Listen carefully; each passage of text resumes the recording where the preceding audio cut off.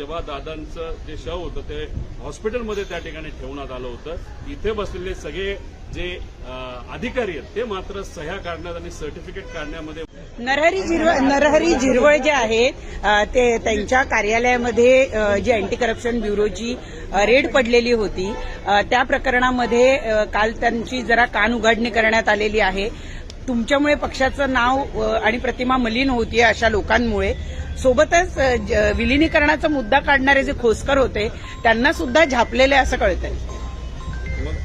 जे तुमच्या संपर्कात आहेत किंवा जे विलिनीकरणाच्या बाजूने आहे त्या लोकांना झापाझापी केली जाते किंवा जाणीवपूर्वक सापळा रचून त्यांना अडकवलं जातं. हे आमदार जे दादांबरोबर ज्या लोकांनी काम केलं, दादांमुळेच त्यातले 90% आमदार निवडून आलेले, ते सगळे स्वाभिमानी लोक.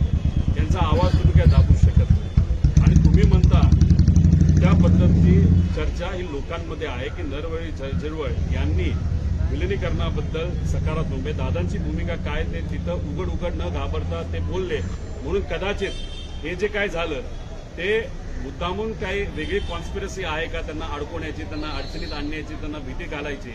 मला एवढंच सांगायची, भीती घालून किती लोकांना घालणार. तर तुम्ही जर 35 ते 40 आमदारांना भीती घालायला निघाला तर मग उद्या ते लोक तुमच्या पक्षात राहतील का, असाही प्रश्न निर्माण होऊ शकतो. त्यामुळे आमदारांना लोकांची सेवा करणं हे महत्वाचं. अपेक्षा एवढीच आहे, त्यांचे आमदार हे दादांबरोबर राहिलेले. दादा ज्या पद्धतीने मोठ्या प्रमाणात निधी या आमदारांना बजेटच्या काळामध्ये देत होते, तसाच निधी या बजेटमध्ये त्या आमदारांना मिळावा.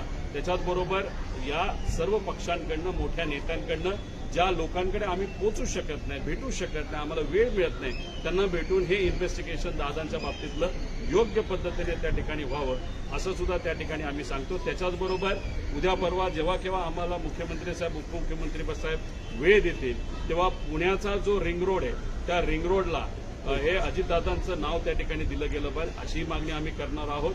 देवगिरी या बंगल्याच्या इथं दादांचं एक स्मारक त्या ठिकाणी व्हावं. 40 वर्ष राजकीय अनुभव त्या व्यक्तीचा होता, अतिशय मोठा नेता आपण गमावलेला आहे. त्याच्याचबरोबर माळी परिवार म्हणजे त्या विमानात जे अटेंडंट होते त्यांच्या परिवाराला आम्ही कॉन्ट्रॅक्टवर एक नोकरी त्या ठिकाणी देऊ शकलेलो आहे, पण एक चांगली नोकरी, परमनंट नोकरी त्या मुलाला, भावाला तिथं देता येईल का एक बघावं.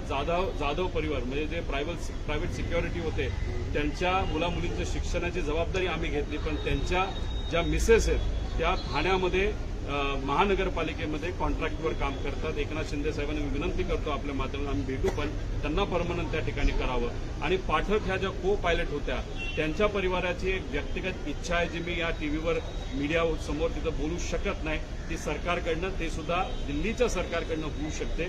ती इच्छा त्यांची समजून घ्यावी, कुणीतरी त्यांना भेटावं, काय विषय काय गोष्टी ते समजून घेऊन या मात्र त्या ठिकाणी मार्गी लावाव्यात असं या ठिकाणी आम्ही मागणी करतो. जमीन गैरव्यवहार प्रकरणाचा रिपोर्ट विकास कार्यांचा समोर आलेला आहे. यामध्ये पवार यांना दिली गेलेली आहे. काय वाटणार, काय केलंच नसेल तर क्लीन चिट त्यामुळेच दिली असेल म्हणून दादा स्पष्टपणे त्यावेळेस त्या ठिकाणी ते भूमिका देत होते. त्यामुळे मग ज्या लोकांनी आणि काही समाज सुधारकांनी जी पार्थवर टीका केली की अरे त्यांनी हे केलं ते केलं, मग अशा लोकांनी उद्या जाऊन मग पारची माफी मागायची का असाही प्रश्न त्या ठिकाणी निर्माण होतो.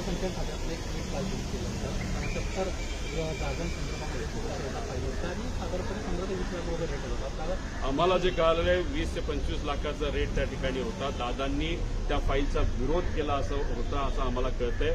कोकाटे जे मंत्री होते आधी त्यांनी सुद्धा त्या बाबतीत विरोध केला होता असं आम्हाला कुठेतरी त्या ठिकाणी कळतंय. मग विरोध असताना दादांचा अंतविधी तिथं सुरू असताना जर इथं फायली पास होत असतील, नाहीतर ऍक्सिडेंट झालेल्या दिवशी दुपारच्या वेळेस जेव्हा दादांचं जे शव होतं ते हॉस्पिटलमध्ये त्या ठिकाणी ठेवण्यात आलं होतं, इथे बसलेले सगळे जे अधिकारी आहेत ते मात्र सह्या काढण्यात आणि सर्टिफिकेट काढण्यामध्ये मग्न होते.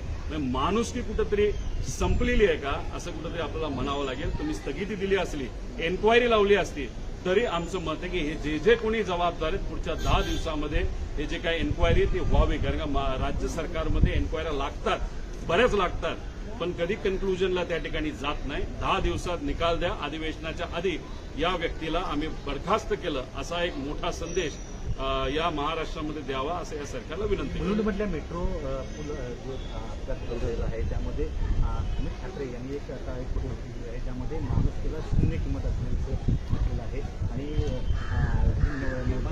कार्यालय आहे या गोष्टी आहेत त्याकडे लक्ष द्यावं. महत्वाचा विषय महाराष्ट्र भूषण पुरस्काराच्या वेळेस 14 सामान्य लोकांचा मृत्यू झाला.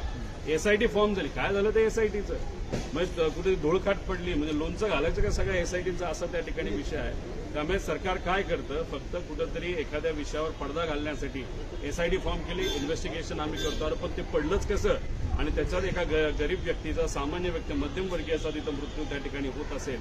आता तो माणूस तर गेला. माणूस गेल्यानंतर काय होतं परिवाराला हे आम्हाला तुम्ही त्या ठिकाणी विचारा. त्यामुळे अमित ठाकरे जे बोलतात ते खरं आहे.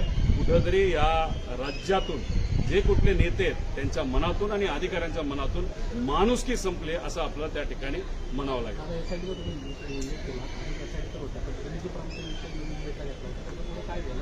चौकशी समिती त्याचा अहवाल आला आहे. या बाबतीत कदाचित काहीच पुढे गेलेलं नाही. अधिवेशनामध्ये तो मुद्दा तिथे घेतलेला आहे. खरं तर मला या सरकारच्या विरोधात खूप काही तिथं बोलायचे बरेच मुद्दे आपल्याकडे आहेत. पण विषय एवढाच आहे की इन्व्हेस्टिगेशन दादांच्या ऍक्सिडेंटच्या बाबतीत त्याच्यावरचं लक्ष कुठं ते दुसऱ्या बाजूला जाऊ नये म्हणून मी स्वतःलाही कंट्रोल करतोय आणि मुद्दे घेताना त्याच विषयावर आणि त्याच मुद्द्यावर जास्त फोकस देऊन आहे.